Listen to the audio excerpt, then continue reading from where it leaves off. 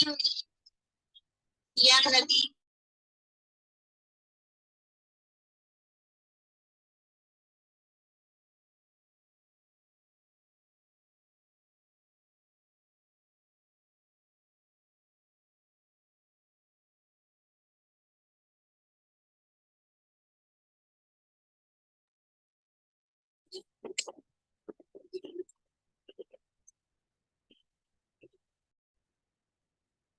نحمده ونصلي على رسوله الكريم أما بعد فأعوذ بالله من الشيطان الرجيم بسم الله الرحمن الرحيم رب اشرح لي صدري ويسر لي أمري واحلل عقدة من لساني يفقهوا قولي رب زدني علما۔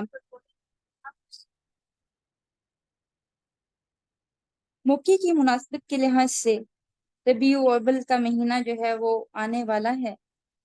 اس مہینے میں ہمارا کرنے کا کیا کام ہے، اس سلسلے میں بات کروں گی انشاءاللہ۔ اللہ تعالیٰ مجھے حق بولنے کی توفیق دے اور آپ سب کو مجھے ساتھ اس پر عمل کرنے کی بھی توفیق دے۔ سیرت النبی، قرآن مجید کو لانے والے۔ قرآن مجید کیا ہے؟ دنیا میں سب سے زیادہ پڑھی جانے والی کتاب۔ تو اس کے لانے والا ذاتی طور پر کس قسم کی اخلاق کا انسان تھا؟ اس سوال کے جواب میں قرآن مجید نے دوسری رائج الوقت کتابوں کی طرح کوئی اپنی تعریف کا پل نہیں باندھا، نہ آپ کی تعریف کو ایک مستقل موضوع گفتگو بنایا گیا۔ البتہ آمد سخن میں محض اشارت النبی کریم صلی اللہ علیہ وآلہ وسلم کی اخلاقی خصوصیات ظاہر کی ہیں، جن سے اندازہ کیا جا سکتا ہے کہ اس وجود مسعود میں کمال انسانیت کے بہترین خصائص موجود تھے۔ قرآن مجید بتاتا ہے کہ اس کے لانے والا اخلاق کے نہایت بلند مقام پر تھا۔ سورۃ قلم کی آیت ہے وَإِنَّكَ لَعَلَىٰ خُلُقٍ عَظِيمٍ، اور اے محمد یقیناً تم اخلاق کے بڑے درجے پر ہو۔ یہ قرآن بتاتا ہے کہ اس کے لانے والا ایک ایسا راسخ العزم، مستقیم الارادہ اور اللہ تعالیٰ پر ہر حال میں بھروسہ رکھنے والا انسان تھا کہ جس وقت اس کی ساری قوم اس کو مٹا دینے پہ آمادہ ہو گئی تو وہ صرف ایک مددگار کے ساتھ ایک غار میں پناہ لینے پہ مجبور ہوا۔ اس سخت مصیبت کے وقت بھی اس نے ہمت نہ ہاری، اپنے عزم پر قائم رہا۔ سورۃ التوبہ کی آیات آتی ہیں اذ اخرجہ الذین کفروا ثانی اثنین اذ ہما فی الغار اذ یقول لصاحبہ لا تحزن ان اللہ معنا۔ یاد کرو کافروں نے جب نکال دیا تھا، وہ غار میں صرف ایک آدمی کے ساتھ تھا، وہ اپنے ساتھی سے کیا کہہ رہا تھا؟ غم نہ کر، اللہ ہمارے ساتھ ہے۔ قرآن مجید کو لانے والا نہایت فراخ حوصلہ اور فیاض انسان تھا، جس نے اپنے بدترین دشمنوں کے لیے بھی بخشش کی دعا کی، اور آخر اللہ رب العزت نے اپنا یہ قطعی فیصلہ سنا دیا کہ وہ ان لوگوں کو نہیں بخشے گا۔ استغفر لهم او لا تستغفر لهم ان تستغفر لهم 70 مرة فلن يغفر الله لهم۔ چاہے تم ان کے لیے معافی مانگو یا نہ مانگو، اگر تم 70 بار بھی ان کے لیے معافی مانگو گے تب بھی اللہ تعالیٰ ان کو معاف نہیں کرے گا۔ منافقین کی بات ہو رہی ہے، کافرین کی بات ہو رہی ہے۔ یہ قرآن ہی بتاتا ہے کہ اس کے لانے والے کا مزاج نہایت نرم تھا، کبھی کسی کے ساتھ سختی سے پیش نہیں آئے، اسی لیے تو پوری دنیا ان کو پسند کرتی تھی۔ فَبِمَا رَحْمَةٍ مِّنَ اللَّهِ لِنتَ لَهُمْ وَلَوْ كُنتَ فَظًّا غَلِيظَ الْقَلْبِ لَانفَضُّوا مِنْ حَوْلِكَ۔ یہ اللہ کی رحمت ہے کہ تم ان کے ساتھ نرم ہو، ورنہ اگر تم زبان کے تیز اور دل کے سخت ہوتے تو یہ سب تمہارے جان کے پیچھے پڑ کے تم سے الگ ہو جاتے۔ سورۃ آل عمران کی آیت ہے۔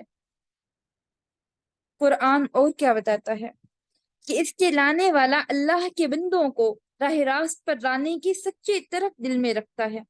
ان کی گمراہی پر اصرار کرنے سے اس کی روح کو صدمہ پہنچتا ہے، حتیٰ کہ وہ ان کے غم میں ختم ہوتا جا رہا ہے۔ سورۃ کہف کی آیت ہے فَلَعَلَّكَ بَاخِعٌ نَفْسَكَ عَلَىٰ آثَارِهِمْ إِن لَّمْ يُؤْمِنُوا بِهَٰذَا الْحَدِيثِ أَسَفًا۔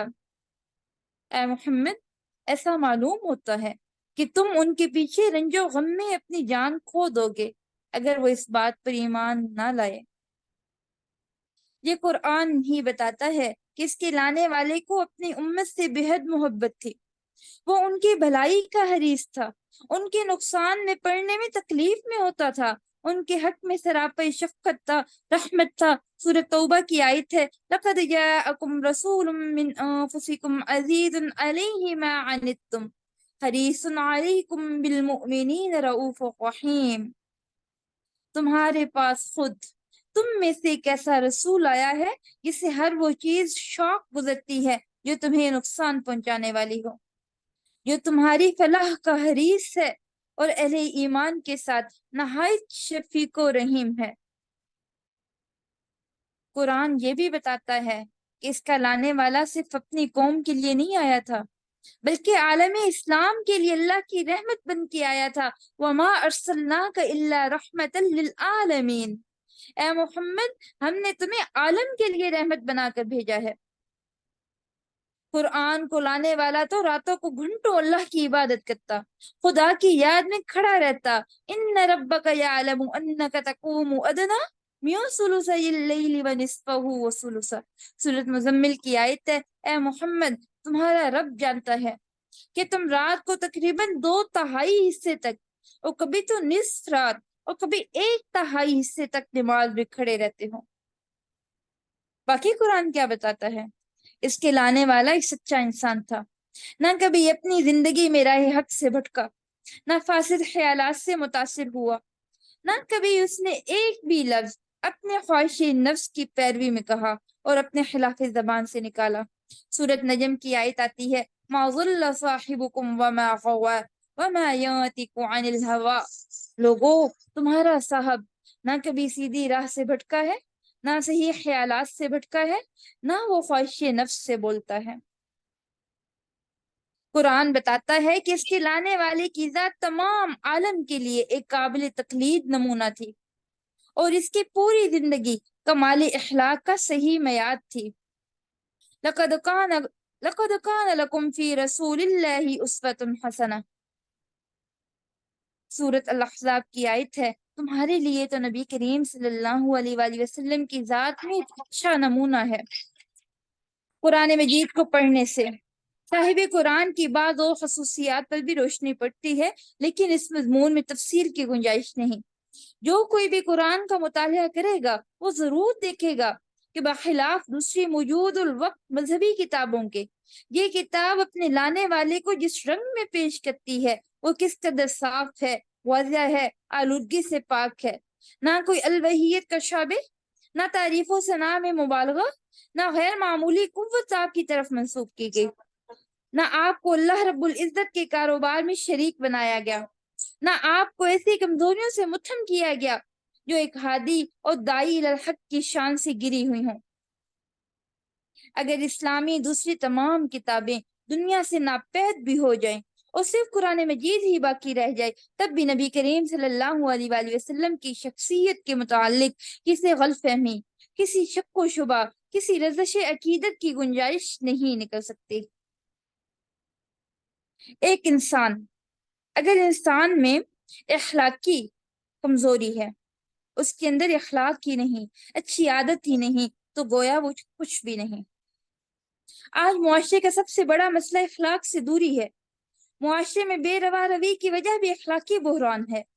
انسان جب تک خود کو اخلاقی حوالے سے بہتر نہیں بنائے گا اس وقت تک ہمارا معاشرہ بہتری کی طرف نہیں جائے گا۔ انسانی شخصیت اپنی عادات سے پہچانی جاتی ہے۔ نبی کریم صلی اللہ علیہ وآلہ وسلم کی عادات یعنی اخلاق حسنہ کے بارے میں تو قرآن مجید میں گواہی موجود ہے، انک لعلی خلق عظیم، آپ تو اخلاق کے بلند ترین مرتبے پر فائز ہیں۔ اس کے ساتھ ہی ایک حدیث میں آتا ہے بُعِثْتُ لِأُتَمِّمَ مَكَارِمَ الْأَخْلَاقِ، یعنی میں تو مکارم اخلاق کی تکمیل کے لیے مبعوث کیا گیا۔ ایک روایت میں حسن الاخلاق کے بھی لفظ آئے ہیں یعنی اخلاق کے لیے۔ تو کیا مطلب بنا اس کا کہ کائنات کی سب سے عظیم ہستی کو مبعوث ہی اخلاق کے سدھار کے لیے کیا گیا۔ آج کا ہمارا اسلامی معاشرہ اکثر و بیشتر اخلاق نبوی سے خالی ہے۔ سیرت نبی کریم صلی اللہ علیہ وآلہ وسلم سے آ رہی ہے۔ ہمیں یہ سوچنا چاہیے جس نبی کا کلمہ پڑھ کر ہم مسلمان ہوئی ہیں، اس کی سیرت اور اخلاق سے ہم اجنبی کیوں ہیں؟ ہماری مشکل ہی یہاں پہ ہے کہ ہم زبان سے جس کی رسالت کی گواہی دیتے ہیں، عملاً اس کی تعلیمات کی پرواہ ہی نہیں کرتے۔ چنانچہ جتنا ہم اپنے نبی کے اخلاق سے دور ہوتے جا رہے ہیں، اتنا ہی ہم زوال کا شکار ہوتے جا رہے ہیں۔ سوچیے تو صحیح، جس نبی کا، جس ہستی کا نام لینے سے انسان پاک ہو جاتا ہے، کافر اگر کلمہ پڑھے تو پاک ہو جاتا ہے نا، تو ایسی ہستی کی سیرت اور اخلاق پر عمل کرنے سے انسان کہاں پہنچ سکتا ہے؟ نبی کریم صلی اللہ علیہ وآلہ وسلم کی عادات کی کچھ مثالیں دیکھتے ہیں۔ روایات میں آتا ہے، کان رسول اللہ صلی اللہ علیہ وآلہ وسلم اکثر الناس خلقا، نبی کریم صلی اللہ علیہ وآلہ وسلم تمام انسانوں سے اعلیٰ اخلاق رکھتے تھے۔ راوی بیان کرتے ہیں، میں نے نبی کریم صلی اللہ علیہ وآلہ وسلم سے نیکی اور گناہ کے بارے میں سوال کیا تو آپ نے کیا کہا؟ البر حسن الخلق والاسم ما حاک فی صدرک وکریہت ان یطلع علیہ الناس، نیکی اخلاق اور کردار کی اچھائی کا نام ہے، اور گناہ وہ ہے جو تیرے دل میں خلش پیدا کرے اور تو اس بات کو ناپسند کرے کہ لوگ اس سے آگاہ ہو جائیں۔ ایک روایت میں آتا ہے، نبی کریم صلی اللہ علیہ وآلہ وسلم سے عرض کیا گیا، وہ کیا چیز ہے جو کثرت سے لوگوں کو جنت میں داخلے کا ذریعہ بنے گی؟ تو آپ نے فرمایا، تقوی اللہ و حسن الخلق، خدا خوفی ہونی چاہیے، حسن خلق ہونا چاہیے۔ پھر عرض کیا گیا، وہ کیا چیز ہے جو لوگوں کی جہنم میں جانے کا کثرت سے سبب بنے گی؟ فرمایا، الفم والفج، یہ منہ اور یہ ہماری شرمگاہ۔ ایک روایت میں آتا ہے، اکمل المؤمنین ایمانا احسنهم خلقا، مومنین میں سے زیادہ کامل ایمان والا کون ہے؟ جو اخلاق کے اعتبار سے زیادہ بہتر ہے۔ یہ بات واضح ہوتی ہے کہ اخلاق کی پاکیزگی اور کردار کی اچھائی دراصل ایمان کی پختگی اور خدا خوفی کا ثمر ہے، اور دراصل یہ دونوں لازم و ملزوم ہیں۔ ایمان کے بغیر اخلاقی پاکیزگی اور کردار کی اچھائی کے بغیر خدا ترسی اور خدا خوفی کا تصور بے معنی ہے۔ اس سے حسن خلق کی بدولت ہی تو مومن کو اطمینان قلب کی عظیم نعمت حاصل ہوتی ہے۔ اس کا یہی اطمینان اس کی سیرت و کردار کی وہ عظمت عطا کرتا ہے جس کے بعد نفس کی کوئی ترغیب، شیطان کی کوئی تحریک، دنیا کی کوئی تخلیص، اقتدار باطل کی کوئی دھمکی اس کو راہ راست سے ہٹانے میں کامیاب نہیں ہو سکتی۔ ہمارے یہاں ایک بڑی غلط فہمی پائی جاتی ہے، کیا ہے کہ بہت سارے لوگوں نے صرف رحم، تواضع، انکساری کو پیغمبرانہ اخلاق کا مظہر سمجھ لیا، حالانکہ اخلاق یعنی اچھی عادات کا تعلق تو زندگی کے تمام پہلوؤں، تمام گوشوں سے ہے۔ دوست ہو یا دشمن ہو، عزیز ہو یا بیگانہ ہو، چھوٹا ہو یا بڑا ہو، امیر ہو یا غریب ہو، صلح ہو یا جنگ ہو، خلوت ہو یا جلوت ہو، ہر جگہ، ہر کونے تک دار اخلاق کی وسعت ہے۔ اللہ رب العزت کی حرام کردہ چیزوں کو حلال کرنے والوں سے بھی نبی کریم صلی اللہ علیہ وآلہ وسلم کا انتقام لینا احادیث میں موجود ہے کہ نبی کریم صلی اللہ علیہ وآلہ وسلم اگرچہ اپنی ذات کے لیے کسی سے انتقام نہیں لیا، لیکن اگر کسی نے اللہ کی حرام کردہ چیزوں کو حلال کیا، حدود اللہ اور حدود الاسلام سے تجاوز کیا، تو ضرور ان کو ان کے پایا تکمیل تک پہنچایا۔ نبی کریم صلی اللہ علیہ وآلہ وسلم کی حیات مبارکہ سے اوصاف کی بے شمار مثالیں تلاش کرنا کوئی مشکل کام نہیں ہے۔ ہر ایک کے ساتھ معاملات میں تسلسل کے ساتھ سچائی اور دیانتداری کی بدولت کم عمری میں ہی مکہ کے لوگ آپ کو صادق اور امین تسلیم کرنے لگے۔ حجر اسود کے نصب کے تنازع کے موقع پر جب آپ حرم میں تشریف لائے، اس وقت لوگوں نے کہا تھا کہ الامین آ گئے ہیں، یہی ہمارے تنازع کا فیصلہ کریں گے۔ پھر آپ کی حکیمانہ بصیرت صلح حدیبیہ کے موقع پر سامنے آئی، جب آپ نے مشرکین مکہ کے ساتھ ایک ایسے معاہدے پہ دستخط کیے جس پر وقتی طور پر آپ کے پیروکار مایوسی کا شکار ہوئے، لیکن یہی معاہدہ بعد میں فتح مکہ کا ذریعہ بنا۔ آپ کی شجاعت، بہادری، جنگ اور ہر مشکل گھڑی میں سامنے آئی۔ مدنی دور کی بات ہے، ایک دفعہ رات کو صحابہ کرام ایک خوفناک آواز سے جاگ اٹھے۔ لوگ جمع ہو کر اس طرف چل پڑے جس طرف سے آواز آئی تھی۔ راستے میں نبی کریم صلی اللہ علیہ وآلہ وسلم واپس آتے ہوئے ملے، جو آواز کی طرف سب سے پہلے تشریف لے گئے۔ آپ ابو طلحہ کے گھوڑے پہ سوار تھے، ننگی پیٹھ تھا اور تلوار آپ نے زیب تن کی ہوئی تھی۔ ساتھ فرما رہے تھے کہ گھبرانے کی بات نہیں ہے، یہ صحیح مسلم میں روایت ملتی ہے۔ قرآن خصوصیات کے مطابق آپ قوی بھی تھے، امین بھی تھے۔ آپ کی قوت، صلاحیت، شفقت، محبت، بصیرت، رہنمائی، ہر کسی کو اس پہ اعتماد تھا۔ اور ایک غیر معمولی وصف آپ کے صبر کا بھی تھا نا۔ 13 سال تک آپ نے مشرکین مکہ کے مظالم کو برداشت کیا، جس میں آپ کے ساتھیوں کو مار پیر، تشدد، بعض اوقات قتل کا سامنا بھی کرنا پڑا۔ یہاں تک کہ نماز پڑھتے ہوئے آپ پر غلاظت بھری اونٹ کی اوجری بھی پھینک دی گئی۔ طائف کی گلیوں میں آپ کو پتھروں سے مارا گیا، پورا جسم لولوہان ہو گیا، جوتے خون سے تر ہو گئے۔ اس کے باوجود آپ نے صبر کا دامن تھامے رکھا۔ آپ نے صبر و تحمل سے آپ کے ساتھیوں کو بھی طاقت دی، تو اللہ رب العزت نے آسانی فرما دی۔ نبی کریم صلی اللہ علیہ وآلہ وسلم نے بے مقصد انداز میں زندگی گزارنے سے منع فرمایا ہے، اپنے پیروکاروں کو عظمت کی طرف بلایا ہے۔ ایک دفعہ ایک عرب سردار ثمامہ بن اسل گرفتار ہو کر آپ کے سامنے پیش ہوا۔ بے شمار مسلمانوں کے قتل کا جرم تھا۔ آپ نے اس کی بڑی مہمان نوازی کی، اس کے ساتھ نرمی کا سلوک کیا اور اس کو رہا کر دیا۔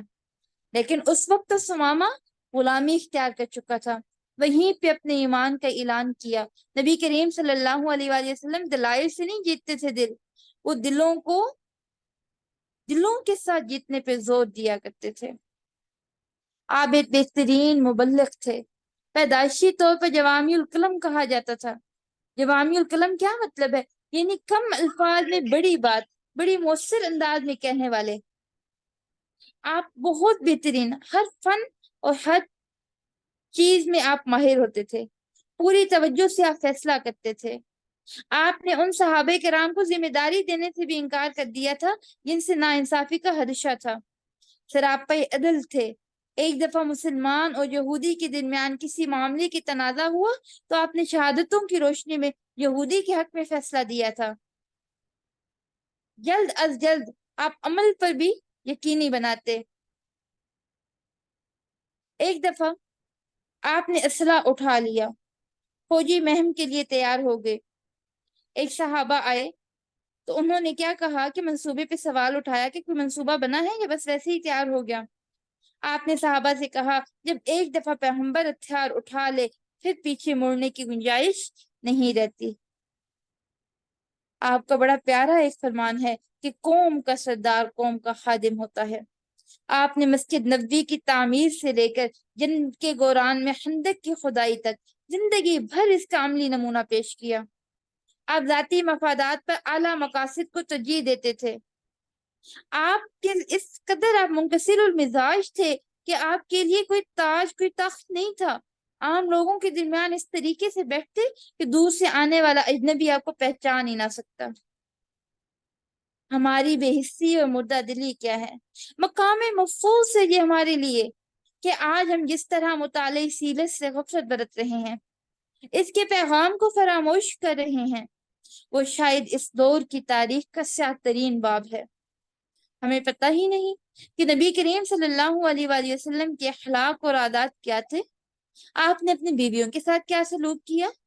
اپنے دوستوں کے مابین آپ کا کیا معاملہ تھا؟ کفار اور منافقین سے کیا رویہ تھا؟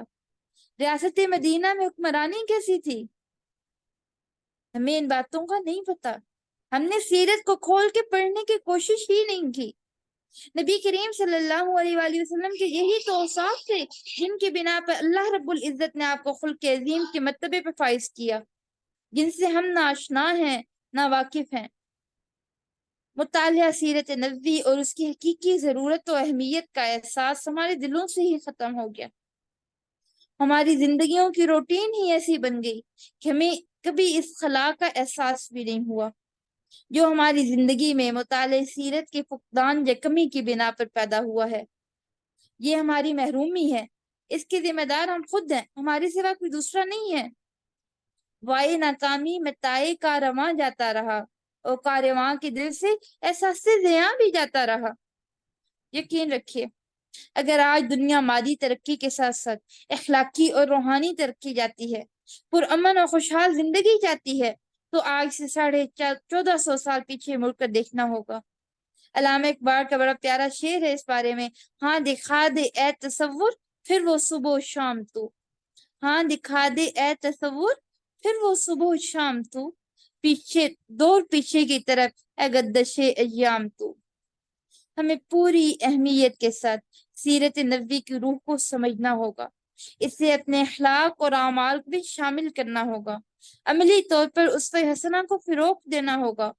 جب تک ہماری زندگیاں سیرت نبوی کے مطابق نہیں ہوں گی، تب تک مادی ترقی کی تمام تر اسباب جمع ہونے کے باوجود ہم زوال کا شکار رہیں گے۔ اللہ رب العزت ہمیں صحیح معنوں میں دین کو سمجھنے کی توفیق عطا فرمائے۔ وآخر الدعوانا ان الحمد للہ رب العالمین۔ سبحانک اللہم وبحمدک نشہد ان لا الہ الا انت نستغفرک ونتوب الیک۔ السلام علیکم ورحمۃ اللہ وبرکاتہ۔ وعلیکم السلام۔